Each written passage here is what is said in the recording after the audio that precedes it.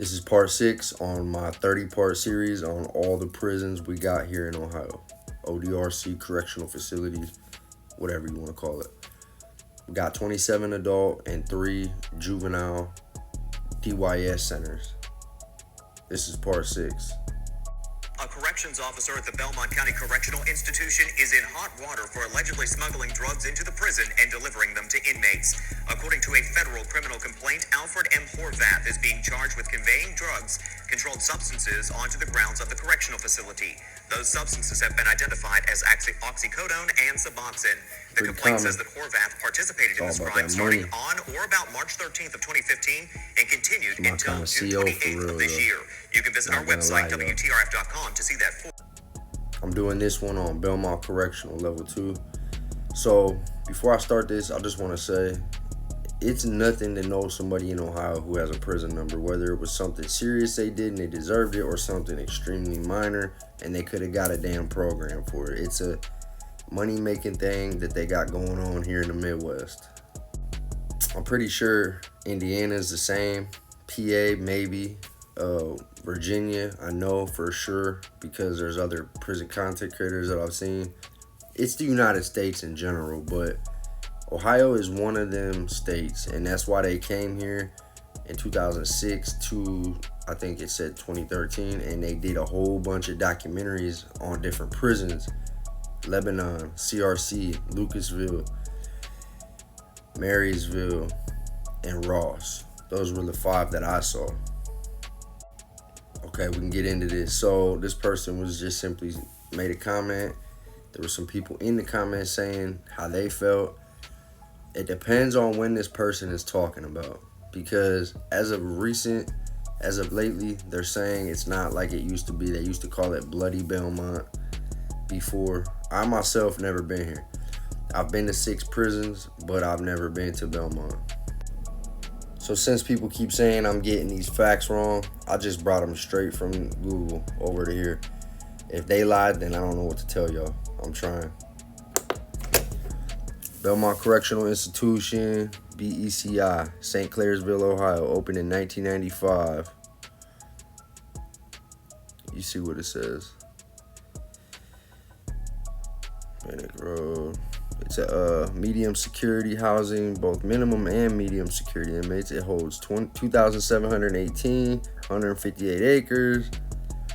I just wanted to jump to the main parts.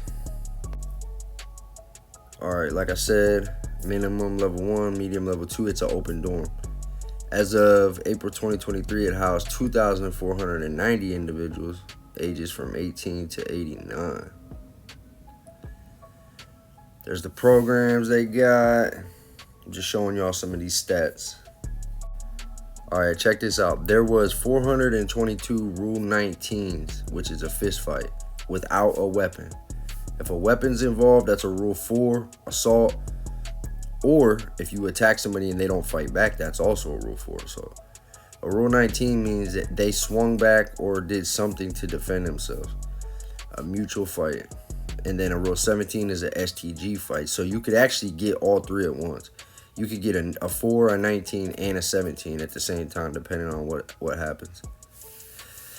All right, there were 422 reported Rule 19 violations in 2019, 507 in 2020, 563 in 2021, and 459 in 2022. What's that say? I got this comment in front of it. 419 offenses related to fight violations. I wanted to show y'all this because you got your people saying it's a really, jumping spot, and then you got something else they talk about with this new Chomo program they got there for the S offenders. I'm pretty sure that's true. Maybe somebody in the comments could let me know. It says, severity. While the number of fight convictions has increased in certain periods, staff have indicated that the severity and resulting injuries have decreased due to improved officer response, diffusion techniques, and increased security monitoring. Homicides and disturbances.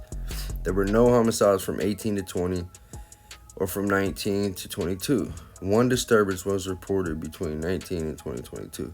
Okay, so that should show you right there that this place has changed a lot because they've had people unalive there in the past, and I used to hear it was gangland, lots of fights. I'm gonna explain to y'all my opinion on this. Not only did they turn it into the camp that they did where they're sending a lot of people, I guess they got multiple housing units that's just strictly for people with S charges. But DRC knows how to get control of a prison. So if the organization's gangs are starting to take over and get too much structure, they break it up. They'll pull, actually, I heard this about this place. They pulled a bus right on the yard. I think it was like 2009 era. And they rolled like 100 to 200 people out at one time. I just remember hearing them saying that was the first and only time in Ohio they did that. They ended up doing it at Lake Erie another time. They did it at Noble another time, where they they open up the big gates and they let a bus in, the Bluebird, and they say no one gets let know ahead of time. They're just sleep, but they know the night before. DRC's like, all right, he's a big hitter. He's a big hitter. Oh, let's get these two dudes. Let's get these 10 dudes, all from different gangs.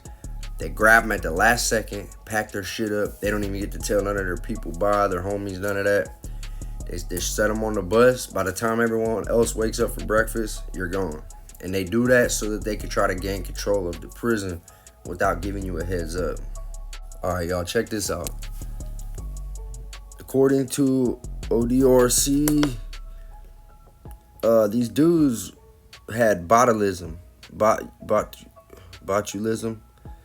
Yeah, Belmont Correctional. And they're saying it was from drinking wine. Shows you right here. They say that 4 people had it. And it's not contagious, so they're saying that they had to have drank the wine.